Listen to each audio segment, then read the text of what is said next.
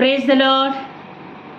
ಎಲ್ಲ ದೇವರ ಮಕ್ಕಳಿಗಳಿಗೆ ಕೃತಜ್ಞತೆ ಸಲ್ಲಿಸುತ್ತಾ ನಿಮ್ಮ ಮೂಲಕ ನನ್ನ ಮೂಲಕ ಕರ್ತನ ನಾಮ ಮಹಿಮೆ ಹೊಂದಲಿ.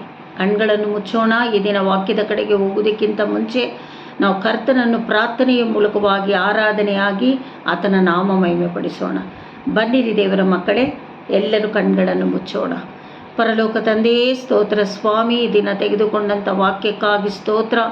ನಿನ್ನ ಆತ್ಮನನ್ನು ನಾವು ಸ್ವಾಗತ ಮಾಡ್ತಾ ಇದ್ದೀವಪ್ಪ. ಕೂಡಿರುವ ನೋಡುವ ಯೂಟ್ಯೂಬ್ ನೋಡುವ ದೇವನೇ, ನನ್ನನ್ನು ನನ್ನ ಕುಟುಂಬ ಎಲ್ಲರನ್ನೂ ದೇವನೇ ಪರಲೋಕದ ದೈವಿಕ ಕಾವಲಿನಲ್ಲಿ ಒಪ್ಪಿಸಿಕೊಟ್ಟು ಈ ಸೇವೆ ನಿನ್ನ ನಾಮ ಮಹಿಮೆ ಪಡತಕ್ಕಾಗಿ ಒಪ್ಪಿಸಿಕೊಡ್ತಾ ಇದ್ದೀನಪ್ಪ. ಐಶಾಯ 60ರಲ್ಲಿ ಕೊಟ್ಟಿರುವ ಪ್ರಕಾರವಾಗಿ ದೇವನೇ, ಯೆಹೋವನ ಬೆಳಕು ನಮ್ಮ ಮೇಲಿಳಿದು ಬರಲಿ ದೇವನೇ. ಆ ಬೆಳಕಿನಲ್ಲಿ ಸೇವೆ ಮಾಡುವುದಕ್ಕೆ ನನ್ನನ್ನು ಒಪ್ಪಿಸಿಕೊಡ್ತಾ ಇದ್ದೀನಪ್ಪ. ಆಶೀರ್ವದಿಸು, ಅನುಗ್ರಹಿಸು. ಎಲ್ಲ ಮಹಿಮೆ ನೀವು ಒಬ್ಬನಿಗೆ ಸಲ್ಲಲಿ, ನನ್ನ ಜೀವವುಳ್ಳ ತಂದೆಯೇ. ಆಮೇನ್ ಆಮೇನ್ ಆಮೇನ್. ಕರ್ತನ ನಾಮ ಮಹಿಮೆ ಪಡಿಸ್ಬೇಕಂದ್ರೆ ನಾವು ನಿಜವಾಗಲೂ ಭಾಗ್ಯವಂತರು. ಅರ್ಥ ಆಯ್ತಾ? ಏಕೆಂದರೆ ಆತನ ಧರ್ಮೋಪದೇಶದಲ್ಲಿ ನಾವು ಆಳವಾಗಿ ಹೋಗಿದ್ದೇವೆ. ಆತನ ಧರ್ಮೋಪದೇಶ ನಮಗೆ ಬಿಡುಗಡೆ ಕೊಟ್ಟಿದೆ, ಸಮಾಧಾನ ಕೊಟ್ಟಿದೆ, ಸ್ವಸ್ಥತೆ ಕೊಟ್ಟಿದೆ, ಅದ್ಭುತಗಳನ್ನು ಮಾಡಿದೆ. ಅದೇ ನಾವು ಈ ದಿನ ನೋಡೋದು ದೇವರ ಮಕ್ಕಳೇ. ಯೇಸು ಸ್ವಾಮಿ ಯಾವ ರೀತಿಯಲ್ಲಿ ಸತ್ತ ಹುಡುಗಿಯನ್ನು ಎಬ್ಬರಿಸಿದರು, ರಕ್ತ ಕುಸುಮ ರೋಗಿಯನ್ನು ಹೇಗೆ ಸ್ವಸ್ಥತೆ ಮಾಡಿದ್ರು ಅಂತ ನಾವು ಈ ದಿವಸ ಓದ್ಕೊಳ್ತಾ ಇದ್ದೀವಿ. ಯಾರಾದರೂ ಅನಾರೋಗ್ಯದಿಂದ ಈ ದಿನ ಸಂದೇಶವನ್ನು ಕೇಳುವವರಾದರೆ ಭಯಭಕ್ತಿಯಿಂದ ಕೇಳಿ, ಖಂಡಿತವಾಗಲೂ ವಾಕ್ಯದ ಮೂಲಕವಾಗಿ ನಿಮಗೆ ಸ್ವಸ್ಥತೆ, ಬಿಡುಗಡೆ, ನಿಮ್ಮ ಕುಟುಂಬಗಳಿಗೆ ಆಶೀರ್ವಾದ. ನಿಮ್ಮ ಕುಟುಂಬಗಳಲ್ಲಿ ಏನಾದರೂ ತೊಂದರೆ ಇದ್ದರೆ ಅದಕ್ಕೂ ಒಂದು ಸೌಖ್ಯ ಸಿಗಲು ಕರ್ತನು ಮಾಡಲು ಶಕ್ತನಾಗಿದ್ದಾನೆ. ನಂಬುತ್ತೀರಾ? ಕರಗಳನ್ನೆತ್ತಿ ಜಯಘೋಷ ಮಾಡಿ. Hallelujah hallelujah. ಬನ್ನಿರಿ ಓದಿಕೊಳ್ಳೋಣ. ನೋಡಿ, ಲೂಕ 8ನೇ ಅಧ್ಯಾಯ 43ರಿಂದ 47 ಮತ್ತು 49ರಿಂದ 56ವರೆಗೂ ನಾವು ಧ್ಯಾನ ಮಾಡ್ತೀವಿ. ಅರ್ಥ ಆಯ್ತಾ ದೇವರ ಮಕ್ಕಳೇ? ಬನ್ನಿರಿ 43, 44, 45 ಓದಿಕೊಳ್ಳೋಣ. ಸತ್ಯವೇದ ವಾಕ್ಯಗಳನ್ನು ಬರೆದಿಟ್ಟುಕೊಂಡು ಓದಿ. ನನ್ನ ಜೊತೆಯಲ್ಲಿ ಓದುವವರು ಓದಿ. ಆಗ 12 ವರ್ಷದಿಂದ ರಕ್ತಕುಸುಮ ರೋಗವಿದ್ದ ಒಬ್ಬ ಹೆಂಗಸು ಬಂದಳು. ಆಕೆಯು ಒಬ್ಬರಿಂದಲೂ ಗುಣ ಹೊಂದಲಾರದೇ ಇದ್ದಳು. ಆಕೆಯು ಹಿಂದಿನಿಂದ ಬಂದು ಆತನ ಉಡುಪಿನ ಗೊಂಡೆಯನ್ನು ಮುಟ್ಟಿದಳು. ಮುಟ್ಟುತ್ತಲೇ ಆಕೆಗೆ ರಕ್ತ ಹರಿಯುವುದು ನಿಂತಿತು.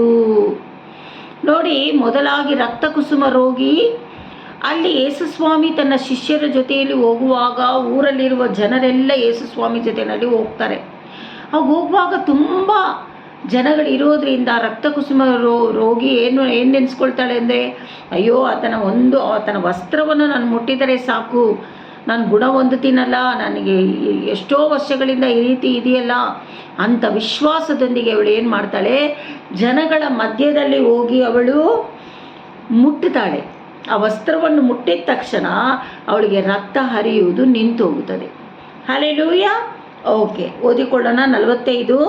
ಆಗ ಯೇಸು, ನನ್ನ ಮುಟ್ಟಿದವರು ಯಾರು ಎಂದು ಕೇಳಿದನು. ಎಲ್ಲರೂ ನಾನಲ್ಲ ಅನ್ನಲು ಪೇತ್ರನು, ಗುರುವೇ, ಎಷ್ಟೋ ಜನರು ನಿನ್ನನ್ನು ಒತ್ತೊತ್ತಿ ಮೈ ಮೇಲೆ ಬೀಳುತ್ತಿದ್ದಾರಲ್ಲ ಅಂದನು. ಆದರೆ ಯೇಸು, ಯಾರೋ ಒಬ್ಬರು ನನ್ನನ್ನು ಮುಟ್ಟಿದರು, ನನ್ನಿಂದ ಶಕ್ತಿಯು ಹೊರಟಿತೆಂಬುದು ನನಗೆ ಗೊತ್ತಾಯಿತು ಅಂದಾಗ ಆ ಹೆಂಗಸು ತಾನು ಮರೆಯಾಗಿಲ್ಲವೆಂತ ತಿಳಿದು ನಡುಗುತ್ತಾ ಬಂದು ಆತನಿಗೆ ಅಡ್ಡ ಬಿದ್ದು, ತಾನು ಇಂಥ ಕಾರಣದಿಂದ ಈತನನ್ನು ಮುಟ್ಟಿದೆನೆಂತಲೂ ಮುಟ್ಟಿದ ಕೂಡಲೇ ತನಗೆ ವಾಸಿಯಾಯಿತೆಂತಲೂ ಎಲ್ಲ ಜನರ ಮುಂದೆ ತಿಳಿಸಿದಳು.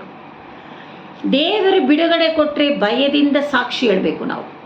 ಅರ್ಥ ಆಯ್ತಾ ದೇವರ ಮಕ್ಕಳೇ? ಭಯದಿಂದ ಅಲ್ಲ, ಭಯದಿಂದ, ಸಂತೋಷದಿಂದ ಕರ್ತನು ಮಾಡಿರುವ ಉಪಕಾರಗಳನ್ನು ಸಾಕ್ಷಿಯಾಗಿ ನಾವು ನುಡಿಬೇಕು. ಅದೇ ಇಲ್ಲಿ ರಕ್ತ ಕುಸುಮ ರೋಗಿ ಮಾತನಾಡಿರೋದು. ಯಾಕೆಂದರೆ ಅಷ್ಟು ಜನಗಳ ಮಧ್ಯದಲ್ಲಿ ಪೇತ್ರನ ಹತ್ರನೂ ದೇವ್ರು ಕೇಳ್ತಾರೆ, ಯಾರು ನನ್ನ ಮುಟ್ಟಿದ್ದು ಅಂತ. ಎಲ್ಲರೂ ನಾನಲ್ಲ, ಎಷ್ಟೋ ಜನರು ನಿನ್ನನ್ನು ಮುಟ್ಟಿ ಹೋಗ್ತಾ ಇದ್ದಾರೆ ಸಪ್ಪ, ಯಾರಂತ ನಾವು ತಿಳ್ಕೊಳ್ಳೋದು ಅಂತ ಹೇಳುವಾಗ, ಇಲ್ಲ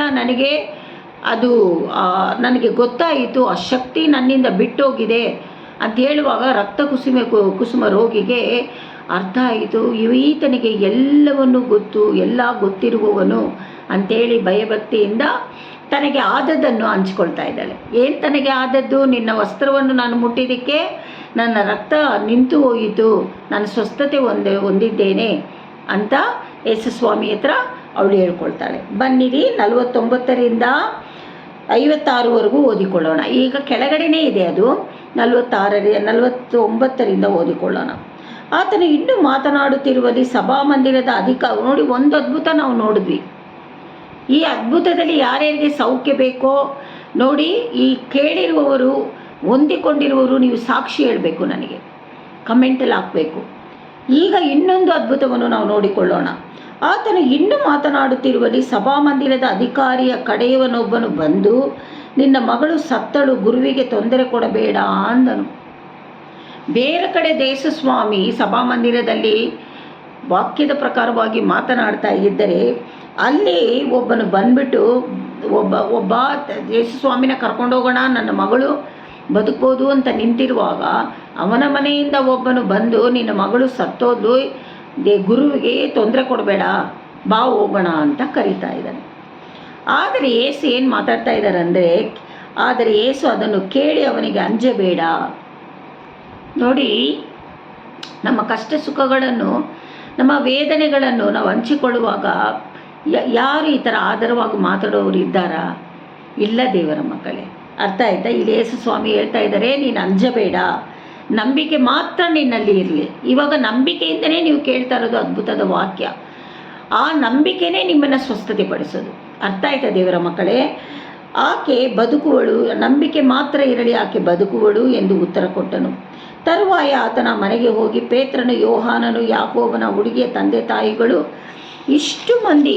ಇಷ್ಟು ಮಂದಿಯನ್ನೇ ಹೊರತು ಬೇರೆ ಯಾರನ್ನು ತನ್ನ ಸಂಗಡ ಒಳಕ್ಕೆ ಬರಗೊಡಲಿಲ್ಲ. ನೋಡಿ, 3 ಶಿಷ್ಯರನ್ನು ಮಾತ್ರ ಯೇಸು ಸ್ವಾಮಿ ಕರ್ಕೊಂಡೋಗಿದ್ದು. ಅರ್ಥ ಆಯ್ತಾ ದೇವರ ಮಕ್ಕಳೇ? ಭಯಪಡಬೇಡ, ನಂಬಿಕೆ ನಿನ್ನ ಹತ್ರ ಇರಲಿ. ದೇವರು ಬದುಕಿಸಲು ಸಾಧ್ಯ, ಬಿಡುಗಡೆ ಕೊಡಲು ಸಾಧ್ಯ, ಸ್ವಸ್ಥತೆ ಕೊಡಲು ಸಾಧ್ಯ. ನಿನಗೇನು ಬೇಕು, ನಿನ್ನ ಅವಸ್ಥೆ ಏನು, ನಿನ್ನ ಪರಿಸ್ಥಿತಿ ಏನು, ನಂಬಿಕೆ ಇಡು ದೇವರಲ್ಲಿ. ನಿನಗೆಲ್ಲವನ್ನು ದೇವರು ಮಾಡಲು ಶಕ್ತನಾಗಿದ್ದಾನೆ. ಅದಕ್ಕೆ 3 ಮಗಳಿನ ತಂದೆ ತಾಯಿಯನ್ನು ಕರ್ಕೊಂಡು ದೇವರ ಮೇಲೆ ಹೋಗಿ ಅವ್ರ ಮಗಳಿಗೆ ಪ್ರಾರ್ಥನೆ ಮಾಡೋದಕ್ಕೆ ಹೋಗ್ತಾ ಇದ್ದಾರೆ. ಅರ್ಥ ಆಯ್ತಾ ದೇವರ ಮಕ್ಕಳೇ? ಹಾಗಾದರೆ ಎಲ್ಲರೂ ಅಳುತ್ತಾ ಆಕೆಗೋಸ್ಕರ ಎದ್ದು ಬಡ್ಕೊಳ್ಳುತ್ತಾ ಇದ್ದರು. ಯೇಸು, ಅಳಬೇಡಿರಿ, ಆಕೆ ಸತ್ತಿಲ್ಲ, ನಿದ್ದೆ ಮಾಡುತ್ತಿದ್ದಾಳೆ ಅನ್ನಲಾಗಿ ಜನರು ಆಕೆ ಸತ್ತಳೆಂದು ತಿಳಿದುಕೊಂಡದ್ದರಿಂದ ಆತನನ್ನು ಹಾಸ್ಯ ಮಾಡಿದರು. ಆ ಹುಡುಗಿ ಸತ್ತೋಗ್ಬಿಟ್ಲು. ಯೇಸು ಸ್ವಾಮಿ ಹೇಳ್ತಾ ಇದ್ದಾರೆ, ಅವಳು ಬದುಕಿ ಮಲಗಿದ್ದಾಳೆ ಅಂತ. ನಾವಿಲ್ಲಿ ಸತ್ತಿದ್ದೀವಿ ಅಂತ ಗೋಳಾಡ್ತಾ ಇದ್ದೀವಲ್ಲ. ಹಾಗಾದರೆ ಈತನ ಮೇಲೆ ಹಾಸ್ಯ ಮಾಡ್ತಾಯಿದ್ರು, ಅಂದರೆ ನಗ್ತಾಯಿದ್ರು, ಇವನೇನು ಈ ಥರ ಮಾತಾಡ್ತಾನೆ ಅಂತ. ಅರ್ಥ ಆಯ್ತಾ ದೇವರ ಮಕ್ಕಳೇ? ಆದರೆ ಆತನು ಆಕೆಯ ಕೈ ಹಿಡಿದು, ಅಮ್ಮಣ್ಣಿ, ಮಗಳ ಹತ್ರ ಹೋಗ್ಬಿಟ್ಟು ಸತ್ತು ಬಿದ್ದಿದ್ದ ಮಗಳನ್ನು ಅಮ್ಮಣ್ಣಿ ಏನಂತ ಕರೀತಾ ಇದ್ದಾರೆ? ಅಮ್ಮಣ್ಣಿ ಏಳು ಎಂದು ಕೂಗಿದನು. ಆ ಕೂಗಿದ ತಕ್ಷಣ ಆಕೆಯ ಪ್ರಾಣ ತಿರುಗಿ ಬಂದು ತಕ್ಷಣವೇ ಆಕೆ ಎದ್ದಳು. ದೇವರ ನಾಮ ಮಹಿಮೆ ಪಡಿಸುವುದಕ್ಕೋಸ್ಕರ ಇದೆಲ್ಲ ನಡೀತಾ ಇರೋದು. ಅರ್ಥ ಆಯ್ತಾ ದೇವರ ಮಕ್ಕಳೇ? ಹಾಗಾದರೆ ನಿಮ್ಮ ವಿಷಯಗಳಲ್ಲಿ, ನಿಮ್ಮ ಪರಿಸ್ಥಿತಿಗಳಲ್ಲಿ ನೀವು ಯಾರ್ಯಾರು ಸತ್ತಿದ್ದೀರಾ, ಈ ದಿನ ನಂಬಿಕೆಯಿಂದ ಪ್ರಾರ್ಥನೆ, ಈ ವಾಕ್ಯಗಳನ್ನು ನೀವು ಓದಿ ಬಿಗಿಯಾಗಿ ಹಿಡ್ಕೊಳ್ಳಿ, ಕನ್ಫ್ಯೂಸ್ ಮಾಡಿ ಈ ವಾಕ್ಯಗಳನ್ನು. ಅಪ್ಪ, ಹೌದು, ನಮ್ಮ ವಿಷಯಗಳೆಲ್ಲ ಸತ್ತೋಗಿತ್ತು, ನಾವು ವೇದನೆ ಪಡ್ತಾ ಇದ್ದೀವಿ, ನಮಗೆ ನೀನು ಬಿಡುಗಡೆ ಕೊಟ್ಟಿದ್ದೀಯಾ, ಸ್ವಸ್ಥತೆ ಕೊಟ್ಟಿದ್ದೀಯಾ, ಆಶೀರ್ವದಿಸಿದೆಯಾ ಅಂತೇಳಿ ಕನ್ಫ್ಯೂಸ್ ಮಾಡಬೇಕು, ದೇವರ ಹತ್ರ ಅರಿಕೆ ಮಾಡಬೇಕು. ಅರ್ಥ ಆಯ್ತಾ ದೇವರ ಮಕ್ಕಳೇ? ಆಕೆ ಎದ್ದಳು. ತರುವಾಯ ಆತನು ಈಕೆಗೆ ಊಟ ಮಾಡಿಸಿರಿ ಎಂದು ಅಪ್ಪಣೆ ಕೊಟ್ಟನು. ಆ ಹುಡುಗಿ ಎದ್ದ ಮೇಲೆ ಊಟ ಮಾಡಿಸಿರಿ ಅಂತ ಯೇಸು ಸ್ವಾಮಿ ಹೇಳ್ತಾ ಇದ್ದಾರೆ. ಆಕೆ ತಂದೆ ತಾಯಿಗಳು ಬೆರಗಾದರು. ಆತನು ಈ ನಡೆದ ಸಂಗತಿಯನ್ನು ಯಾರಿಗೂ ತಿಳಿಸಬೇಡಿರೆಂದು ಖಂಡಿತವಾಗಿ ನಾನು ಹೇಳ್ತಾ ಇದ್ದೀನಿ. ಯಾರಿಗೂ ನೀವು ತಿಳಿಸಬಾರ್ದು ಅಂತ ಖಂಡಿತವಾಗಿ ಹೇಳ್ತಾ ಇದ್ದೀನಿ ಅಂತ ಹೇಳಿಬಿಟ್ಟು ಯೇಸು ಸ್ವಾಮಿ ಅಲ್ಲಿಂದ ಹೊರಡುತ್ತಾರೆ. ಅರ್ಥ ಆಯ್ತಾ ದೇವರ ಮಕ್ಕಳೇ? ಸಾಧ್ಯವಾದರೆ ಇನ್ನು ನಾವು ಮುಂದಕ್ಕೆ ಓದಿಕೊಳ್ಳೋಣ. ಬರೋ ವಾರ ಮುಂದೆ ಯೇಸು ಸ್ವಾಮಿ ಏನೇನು ಅದ್ಭುತಗಳನ್ನು ಮಾಡ್ತಾ ಇದ್ದಾರೆ, ಏನೇನು ಸುವಾರ್ತೆ ಹೇಳ್ತಾರೆ ಅನ್ನೋದು ಮುಂದಿನ ವಾರ ನೋಡಿಕೊಳ್ಳೋಣ. ಹಾಗಾದರೆ ಇಲ್ಲಿ ನೀವು ಏನು ಕಲ್ತ್ರಿ, ನಿಮಗೇನು ಆಶೀರ್ವಾದ ದೊರಕಿದೆ ಇವತ್ತು ಅಂತ ನೀವು ಕಮೆಂಟ್ಮೆಂಟಲ್ಲಿ ಹಾಕಬೇಕು. ರಕ್ತ ಕುಸುಮಿ ರೋಗಿಯನ್ನು ಸ್ವಸ್ಥತೆ ಆಗಿದ್ದು, ಸತ್ತ ಹುಡುಗಿಯನ್ನು ಎಬ್ಬರಿಸಿದ್ದು, ದೇವರು ಮಾಡಿದ ಅದ್ಭುತಗಳನ್ನು ನೀವು ರಿಸೀವ್ ಮಾಡ್ಕೊಂಡಿದ್ದೀರಾ ಅಂತ ನಾನು ನಂಬ್ತಾ ಇದ್ದೀನಿ. ದೇವರ ಮಕ್ಕಳೇ, ನಾವು ನಂಬಿಕೆಯಿಂದ ವಾಕ್ಯಗಳನ್ನು ನಾವು ರಿಸೀವ್ ಮಾಡಿಕೊಂಡು ನಂಬಿಕೆಯಿಂದ ವಾಕ್ಯಗಳನ್ನು ಪಟ್ಟಾಗಿಡಿದು ಕನ್ಫೆಸ್ ಮಾಡಿ ಪ್ರಾರ್ಥನೆ ಮಾಡ್ತಾ ಇದ್ದರೆ ಖಂಡಿತವಾಗಲೂ ನಮಗೆ ಬಿಡುಗಡೆ, ಸ್ವಸ್ಥತೆ, ಅದ್ಭುತಗಳು, ಆಶೀರ್ವಾದಗಳು, ಮಕ್ಕಳಲ್ಲಿ ಇರುವ ದುಃಖ ಬಂದಿದೆಯಾ ಅವರನ್ನು ಚೇಂಜ್ ಮಾಡಲು ಎಲ್ಲವೂ ಸಾಧ್ಯ ದೇವರ ಮಕ್ಕಳೇ. ಅರ್ಥ ಆಯ್ತಾ? ಒಂದು ವೇಳೆ ಸೀಟ್ ಸಿಕ್ಕಲಿಲ್ಲ, ಹಣ ಇಲ್ಲ ಅಡ್ಮಿಷನ್ಸ್ ಕಟ್ಟೋದಕ್ಕೆ, ಈ ರೀತಿಯೆಲ್ಲ ವೇದನೆ ಪಡುವವರಿಗೂ ಇದು ಅನ್ವಯಿಸುತ್ತದೆ. ಅರ್ಥ ಆಯ್ತಾ? ಎಲ್ಲದರಲ್ಲಿಯೂ ದೇವರು ನಿಮಗೆ ಬಿಡುಗಡೆ ಕೊಡಲು ಶಕ್ತನಾಗಿದ್ದಾನೆ. ಈ ವಾಕ್ಯ ನಿಮ್ಮೆಲ್ಲರನ್ನು ಬಲಪಡಿಸಲಿ ಅಂತ ಪರಲೋಕ ತಂದೆ ಹತ್ರ ನಾನು ಪ್ರಾರ್ಥಿಸ್ತಾ ಇದ್ದೀನಿ. ಅರ್ಥ ಆಯ್ತಾ? ನಾವು ಸಂತೋಷದಿಂದ ಆಲಯಕ್ಕೆ ಹೋಗಬೇಕು. ಕರ್ತನು ಒಳ್ಳೆಯದಾಗೇ ಮಾಡೋದು. ನಮ್ಮನ್ನು ಕೈ ಬಿಡಲಿಲ್ಲ ಕರ್ತನು, ಒಂದು ಕಾಲಕ್ಕೂ ಕೈ ಬಿಡಲಿಲ್ಲ. ತನ್ನ ರೆಕ್ಕೆಗಳಲ್ಲಿ ನಮ್ಮನ್ನು ಮರೆಮಾಚಿದ್ದಾನೆ. ಅರ್ಥ ಆಯ್ತಾ? ಕುಟುಂಬವಾಗಿ ನಮ್ಮನ್ನು ಕಾದು ಪರಿಪಾಲಿಸ್ತಾ ಇದ್ದಾರೆ. ಅರ್ಥ ಆಯ್ತಾ ದೇವರು? ಅಂಥ ದೇವರ ನಾಮವನ್ನು ಮಹಿಮೆ ಪಡಿಸೋದಕ್ಕೆ ನಾವು ಓಡೋಡಿ ಹೋಗಬೇಕು. ಬನ್ನಿರಿ, ಕಣ್ಗಳನ್ನು ಮುಚ್ಚಿ ನಾಮ ಮಹಿಮೆ ಪಡಿಸ್ಬಿಟ್ಟು ಪ್ರಾರ್ಥನೆಯ ಮೂಲಕವಾಗಿ ನಾವು ಆಲಯಕ್ಕೆ ಹೋಗೋಣ. ಅರ್ಥ ಆಯ್ತಾ ದೇವರ ಮಕ್ಕಳೇ?